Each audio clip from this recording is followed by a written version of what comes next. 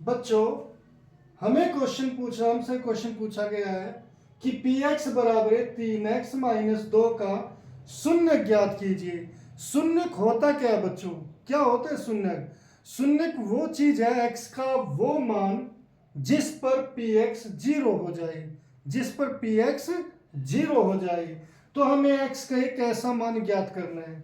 तो इसके लिए बच्चों पहले हम क्या कर लेते हैं कि माना जो पी एक्स है इसे जीरो ही लिख लेते हैं कि मान लो ये हो गया जीरो, पी एक्स क्या हो गया? जीरो ही हो गया, क्योंकि शून्य ज्ञात करना है। और शून्य क्या है कि एक एक्स का एक ऐसा मान ज्ञात करे जिस पर ये जीरो हो जाए। तो मैंने मान लिया कि ये वही जीरो है। अब पी एक्स क्या है? पी एक्स है 3x minus 2 equal to zero.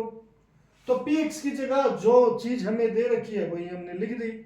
अब मुझे x का मान ज्ञात करना है बच्चों। इस x का मान ज्ञात करने का मतलब होता है कि आप x को एक तरफ और सारे जो नंबर है, कुछ भी है, जो भी है, उसे दूसरी तरफ कर दो।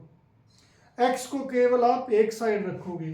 अब यहां पर मैंने टारगेट बना लिया इस x को लेफ्ट हैंड साइड में रखने का, और सारी चीजें राइट हैंड साइड जाएगी। तो बच्चों पहले सबसे दूर कौन है इससे? ये -2 है। तो यहां पर लेफ्ट हैंड साइड में रह गया 3x, और ये जो माइनस का उधर जाकर किसका हो जाएगा? प्लस का। 0 प्लस 2, 0 में अगर कुछ ऐड करेंगे तो वही चीज आ जाएगी। तो ये आ गया 3x इक्वल टू 2।